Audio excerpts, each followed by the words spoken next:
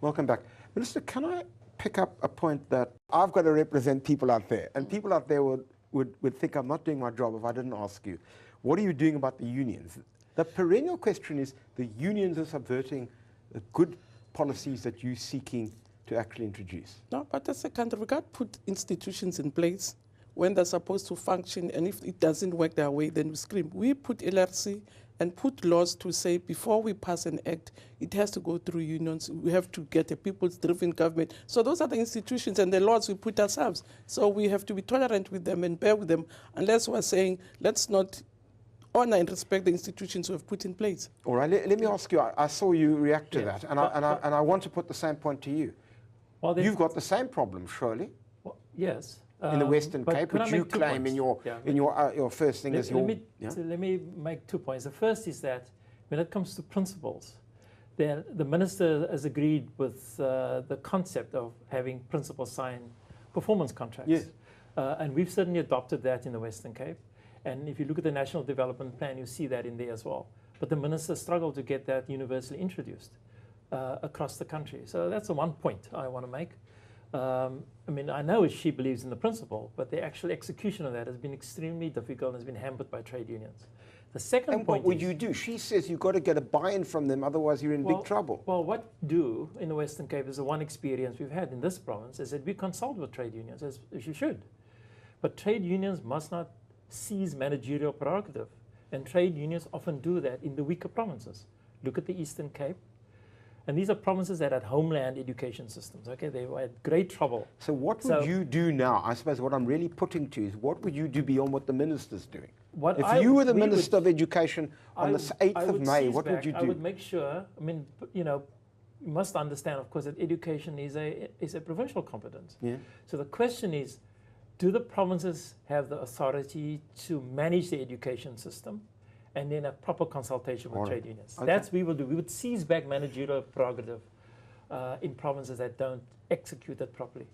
Dr. Ramphela, your response to this, I mean, clearly the issue, you've also, I mean, you raised it forcibly in your introductory remarks.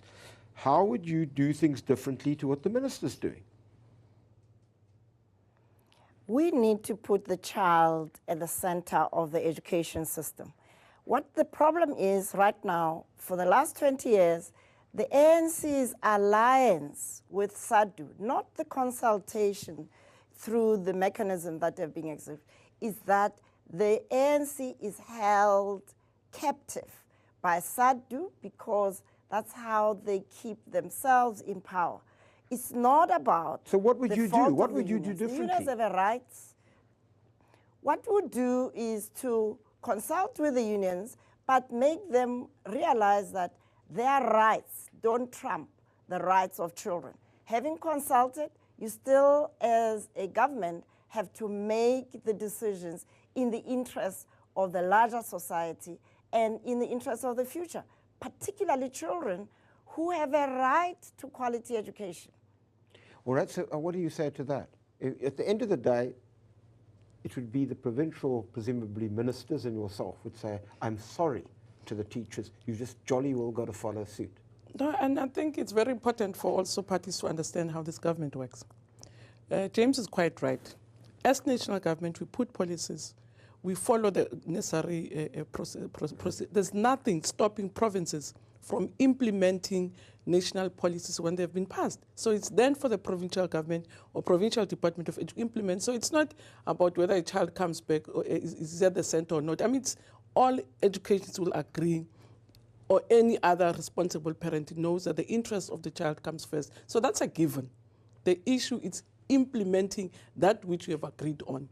And as I'm saying, it's national department, we have a process, we have to respect the process, and when it's complete, as James says, then it's up to provinces to make sure that they implement that which we've agreed on. But we have to respect the process. At the end of the day, it's the child's interest, it's the tiebreaker. It's a given. That's what you've got to follow. It's a given. There's no one who, there's no debate about it. It's a given that education is about children.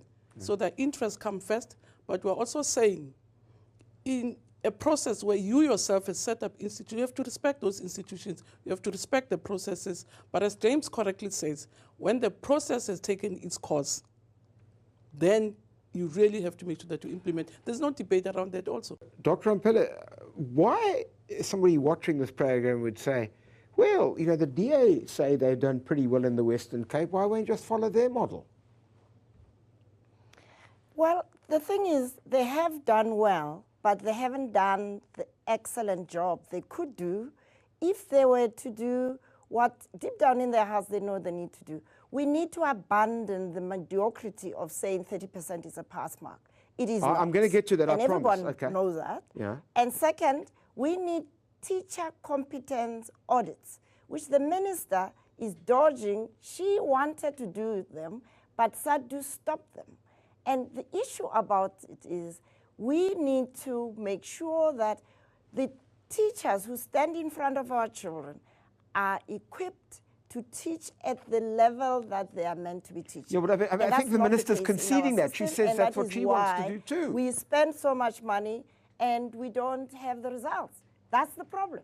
All right, but I mean, the minister is saying exactly. I can't hear any difference. I'm sorry. Maybe, Minister, is there any difference? I'm even quite surprised that she's saying things that I don't know. I don't know whether Seg2 stopped me from doing audits. It's never stopped us. We're proceeding. There is a We're using perception, different however. tools. That's a perception, and she can't claim it's a real that I wanted to do this and Seg2 stopped me. I don't know that story. So All I right. think to be quite useful to debate on things that we know. It's not true that Seg2 stopped me, just for the record.